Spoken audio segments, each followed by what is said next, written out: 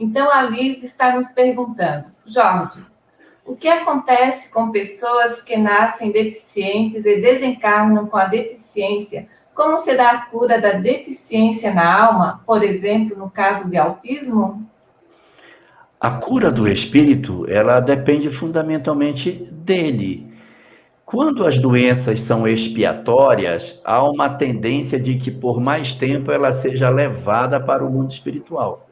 As doenças que são missionárias, elas têm a tendência de não serem conduzidas para o mundo espiritual, elas ficam no mundo físico. Desencarna e o espírito se desprende já desatrelado dessas doenças, porque elas não pertencem especificamente à sua história, mas sim àquela existência em particular. Então, você vai ter nessa análise a percepção de que o tempo de permanência da doença do indivíduo no mundo espiritual vai depender muito. No caso de André Luiz, por exemplo, na obra Nosso Lar, que foi resgatado depois de 8 anos no umbral, ele ainda estava, depois de 8 anos, com deformidade no intestino que ele desencarnou. Então, 8 anos e a doença persistia. E nós encontramos outras pessoas que desencarnam de doenças, mas não estão mais afetadas pelos sintomas que tinham do lado de casa. Elas ficaram todas no mundo físico e a pessoa está no mundo espiritual, num intervalo de tempo bastante curto, já desenlaçado dessas questões. E aí você faz uma pergunta específica sobre a questão do autismo. Aí depende. Depende da condição do espectro autista que você está falando.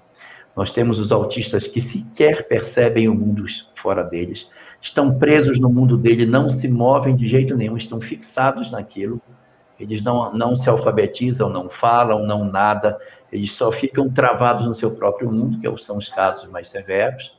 Você tem aqueles outros em que a criança ela interage com os outros, mas ela morde, ela é agressiva, ela é violenta, mas ela já tem uma condição diferente do primeiro caso, ela é mais é menos severa a doença. Você tem um terceiro caso, mais brando, no qual você tem pessoas que, apesar de serem do espectro autista, eles vão para a escola, dificilmente falam, andam sempre acompanhados com alguém, mas eles têm interação, não são violentos, mas eles não têm capacidade de relacionamento muito forte. Eles acabam tendo uma característica muito voltada para não terem relacionamento social, mas eles vão para a escola, se vestem, andam com os alunos agarrados sempre na mão de alguém, odeiam que muda a rotina deles. São assim. E tem os síndromes de Asperger, que são os nerds, pessoas extremamente inteligentes, com dificuldade de relacionamento, mas que possuem desempenho cognitivo muito acima da média, né? Einstein, que foi lembrado ainda há pouco, tinha síndrome de Asperger.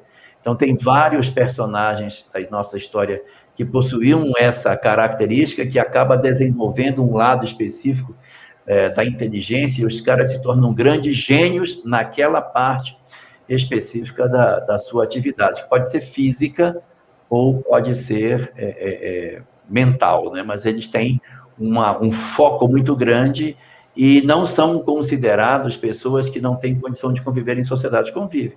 Eles vão ser plenamente adaptáveis no meio, mas com a característica de terem esse quesinho do espectro autista. Então, vai depender muito de cada um. E é importante observar que, nos casos mais severos, que seriam aqueles que poderiam dar mais dificuldade para a adaptação no mundo espiritual, o que tem problema é o hardware, é o físico, não é o espírito. Quem tem problema mental é o corpo. O espírito quer se expressar, mas o corpo não permite a expressão. É como se você quisesse manusear um carro que ele não tem a embreagem, o freio não funciona direito, então você não consegue, o carro anda aos solavancos, ele não funciona bem, porque ele não corresponde ao que você quer fazer. O motorista sabe o que fazer, mas o carro não corresponde. É o veículo que não está ajudando.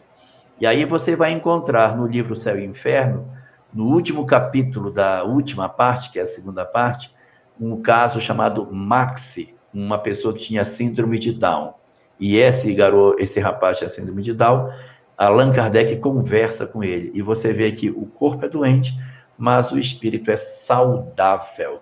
Então, desencarnando, ele se desembaraça do corpo e pode mais prontamente tomar a sua condição de lucidez. Há outros que estão tão fortemente vinculados ao corpo que, mesmo depois da partida para o mundo espiritual, ainda precisarão de um tempo para a readaptação no novo cenário e a retomada das suas faculdades intelectuais. Lembrando sempre que a doença mental pertence ao corpo e não ao espírito, mas o espírito pode ficar tão imantado pelo corpo que por um tempo ainda no mundo espiritual apresentar a lesão. O esperado é que não, é que ele desencarne e leve para o mundo espiritual a sua condição de espírito liberto, consciente e saudável para a retomada da sua história evolutiva.